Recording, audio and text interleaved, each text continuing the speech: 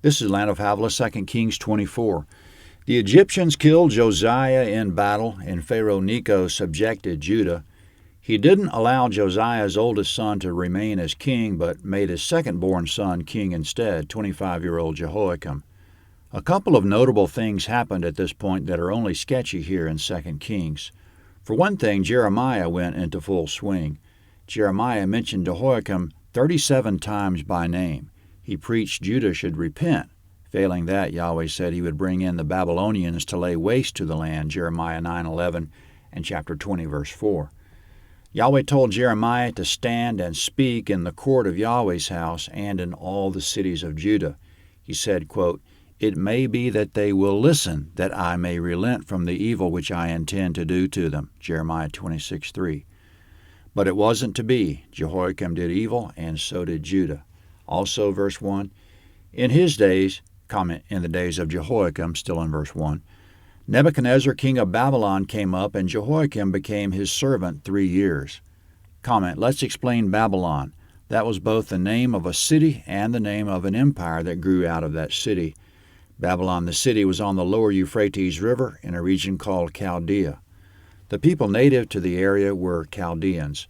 The Babylonians have now overthrown the Assyrian Empire, and for a short time to come, for about the next 60 years, they'll dominate the area from Mesopotamia up to Syria, down to Judah, which was much of the old Assyrian Empire. Nebuchadnezzar is the new sheriff in town instead of Assyria or Pharaoh, so as verse 1 just said, Jehoiakim began to serve Nebuchadnezzar. But then, still in verse 1, then he turned and rebelled against him. Comment, Jehoiakim rebelled against Nebuchadnezzar, king of Babylon. Coming up, Jehoiakim had more than Babylon on his mind, verse 2. Yahweh sent against him bands of the Chaldeans and bands of the Syrians and bands of the Moabites and bands of the children of Ammon, and sent them against Judah to destroy it, according to Yahweh's word, which he spoke by his servants the prophets. Comment, it's like the Wild West. Jehoiakim isn't strong enough to protect Judah from bands of raiders coming from every direction. They're destroying Judah because Yahweh sent them to do just that. Verse 3. Surely at the commandment of Yahweh this came on Judah, to remove them out of his sight for the sins of Manasseh, according to all that he did, and also for the innocent blood that he shed, for he filled Jerusalem with innocent blood, and Yahweh would not pardon. Comment, evil King Manasseh of Judah died about 33 years before Jehoiakim took the throne. Yahweh said during Manasseh's time that he would destroy Judah, 2 Kings 21:14. As for Jehoiakim, he's spending his time doing evil and persecuting the prophets who rise up in rebuke. A prophet named Uriah fled for his life from Judah to Egypt, but some of Jehoiakim's men went there and hunted him down. They brought him back to Jerusalem, and Jehoiakim killed him with a sword, Jeremiah 26:33. Jeremiah only escaped death because one of Josiah's old top men protected him, 2 Kings 22:12 and Jeremiah 26:24. Verse 5. Now the rest of the acts of Jehoiakim and all that he did, aren't they written in the book of the Chronicles of the Kings of Judah? So Jehoiakim slept with his fathers, and Jehoiakim his son reigned in his place. Comment, it seems here that Jehoiakim simply died, but there's more to it in a minute. His son Jehoiakim took the throne. During his reign, verse 7, the king of Egypt didn't come out of his land anymore, for the king of Babylon had taken from the brook of Egypt to the river Euphrates all that belonged to the king of Egypt. Comment, Nebuchadnezzar is controlling everything from the Sinai Peninsula in the south to the Euphrates in the north, but he's not controlling Judah right now because they're in revolt. Nebuchadnezzar took all those lands from the king of Egypt, verse 8. Jehoiakim was 18 years old when he began to reign, and he reigned in Jerusalem 3 months. His mother's name was Nehushta, the daughter of Elnathan of Jerusalem. Comment, his mother's name is Nehushta. She's named after the bronze serpent Nehushtan that Judah started to worship as God, 2 Kings 18:4. Verse 9. He did that which was evil in Yahweh's sight, according to all that his father had done. Comment, he only reigned 3 months because of the following. Verse 10. At that time the servants of Nebuchadnezzar, king of Babylon, came up to Jerusalem, and the city was besieged. Nebuchadnezzar, king of Babylon, came to the city while his servants were besieging it. And Jehoiakim the king of Judah went out to the king of Babylon, he and his mother and his servants and his princes and his officers, and the king of Babylon captured him in the 8th year of his reign. Comment: Jerusalem surrendered in the 8th year of Nebuchadnezzar's reign and in the 3rd month of Jehoiakim. Now backing up to verse 6, which said his father died. Of course he died eventually, but the verse doesn't say how he died or when. We find out later in 2 Chronicles 36:6 and Jeremiah 22:26 and 22:19 that it was more complicated than simply dying. During the siege, the father Jehoiakim's own men dragged him out and threw him beyond the gates of the city, Jeremiah 22:19. The Babylonians took him in custody, put him in chains, and transported him to Babylon, 2 Chronicles 36:6. And they continued the siege for another 3 months until verse 12, when his son Jehoiakim and the rest of the city surrendered. As for the father, Jehoiakim, presumably he died in Babylon because Yahweh had said, quote, "I will cast you out into another country, and there you will die," Jeremiah 22:26. As for the son Jehoiakim, Yahweh would be more kind. He was only 18 years old at the surrender. He went on to spend 37 years in a Babylonian prison. But then, at the age of 55, another king of Babylon arose by the name of Evil-Merodach. Evil-Merodach took a liking to him, released him from prison, honored him, and he ate at the king's table as his friend for the rest of his life, Jeremiah 52:31. Also, as it just said in verse 12, when Jehoiakim surrendered himself, so did his mother and his high officials. They walked out of the city and presented themselves to the Babylonians. Concerning these men, Jeremiah had a vision, Jeremiah chapter 24. Yahweh showed Jeremiah 2 baskets of figs sitting before the temple. In one basket the figs were beautiful, and in the other the figs were rotten beyond use. Yahweh said the good figs were the men that surrendered themselves along with Jehoiakim. Yahweh would go on to make beautiful use of them and their descendants. More about the bad figs in a minute, but among the good figs, the ones that surrendered themselves, were certain young men, Daniel, Shadrach, Meshach, and Abednego, Daniel 1:1-7. So in the midst of what looked like a complete and final disaster, Yahweh was already thinking ahead about redemption. Of those who surrendered themselves, who had been doing evil, Yahweh still saw something beautiful and worthy of redemption. Also in the group of good figs who went to Babylon in captivity was the prophet Ezekiel. The word of the Lord began coming to him about 5 years after he arrived there, Ezekiel 1:2.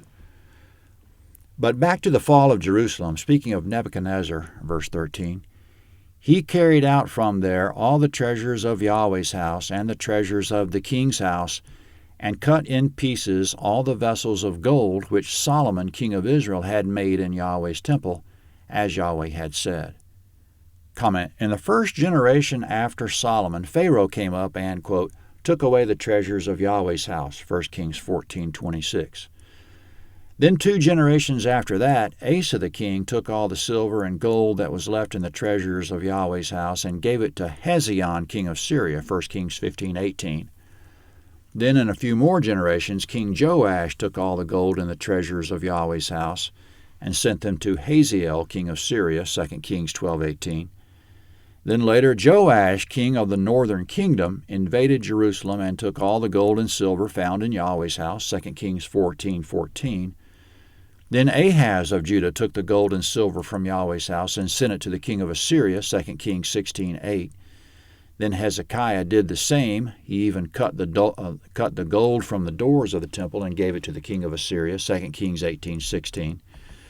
Then here in verse 13 it says, Nebuchadnezzar cut in pieces all the vessels of gold that Solomon had made in the temple.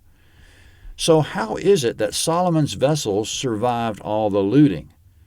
For certain, more funds were coming in all along and the vessels were being replaced, 2 Chronicles 24:14, so possibly the vessels of Solomon that Nebuchadnezzar took were of Solomon only in the sense that they were copies of Solomon's originals. Or it could be that Nebuchadnezzar actually took Solomon's originals, in which case all the treasures looted and given away before then were something other than the actual vessels of service, perhaps items from the temple treasury for the most part. We want to know mostly, what about the ark? The last specific mention of it, that it was still in existence, was in the days of King Josiah, 2 Chronicles 35:3. Maybe Nebuchadnezzar either carried the ark away or destroyed it. But common sense would tell us that there had to be a secret hiding place for the ark in case of invasion, which did happen on at least 2 occasions. They somehow did manage to hide the ark from Pharaoh Shishak about 925 BC and from Joash of Israel in about 800 BC, or it wouldn't have survived until Josiah's day. Perhaps they hid the ark from Nebuchadnezzar the same way before they surrendered. So the fate of the ark is a mystery. We don't know its whereabouts since the days of Josiah. Also in verse 13, Nebuchadnezzar carried away the treasures of the king's house. This fulfilled Isaiah's old prophecy to Hezekiah that the Babylonians would carry away all the treasures that Hezekiah showed off to the Babylonian messengers. 2 Kings 20, verse 17. Verse 14, he carried away all Jerusalem, all the princes, all the mighty men of valor, even 10,000 captives, and all the craftsmen and the smiths. No one remained except the poorest people of the land. Comment, he carried away all but the poorest. It says all, but it wasn't absolutely all. He left a few men who could administer the land, as we find coming up. In David's census, there were about 500,000 men of Judah, 2 Samuel 24:9. Now they're down to only about 10,000 that have escaped death. Verse 15, he carried away Jehoiakim to Babylon with the king's mother, the king's wives, his officers, and the chief men of the land. He carried them into captivity from Jerusalem to Babylon. All the men of might, even 7,000, and the craftsmen and the smiths, 1,000, all of them strong and fit for war, even them the king of Babylon brought captive to Babylon. Comment, these were Yahweh's good figs. Quote, for I will set my eyes on them for good, and will bring them again to this land. Jeremiah 24:6, verse 17. The king of Babylon made Mattaniah, Jehoiakim's father's brother, king in his place, and changed his name to Zedekiah. Zedekiah was 21 years old when he began to reign, and he reigned 11 years in Jerusalem. His mother's name was Hamutal, the daughter of Jeremiah of Libnah. Comment, Nebuchadnezzar put Mattaniah on the throne as his vassal and changed his name to Zedekiah. He's the third son of Josiah to be king. There were Josiah's firstborn, secondborn, grandson, and now thirdborn, all of them evil. Zedekiah will be the last in the dynasty of David until the Christ. Of Zedekiah, verse 19, he did that which was evil in Yahweh's sight, according to all that Jehoiakim had done. For through the anger of Yahweh this happened in Jerusalem and Judah, until he had cast them out from his presence. Then Zedekiah rebelled against the king of Babylon. Comment, Zedekiah took the throne because Nebuchadnezzar put him there. He swore an oath of allegiance, 2 Chronicles 36:13, and Yahweh expected him to honor it, but as verse 20 just said, he rebelled. Therefore, there's another siege coming in 2 Kings 25 next at landofhavilah.net, 2 Kings 25. This is the map of 2 Kings 24. The city of Babylon was in lower Mesopotamia on the Euphrates. The surrounding region was Chaldea. It's over 700 miles to travel from Babylon up the Euphrates and down to Judah. Raiders came to Judah from Chaldea and from much closer, from Moab, Ammon, and Syria. The king of Egypt stopped coming up because Nebuchadnezzar took everything from the Euphrates in the north to the river of Egypt in the south. The river of Egypt was one of the mostly dry riverbeds in the Sinai Peninsula, probably the modern Wadi el Arish. 2 Kings 25 is next.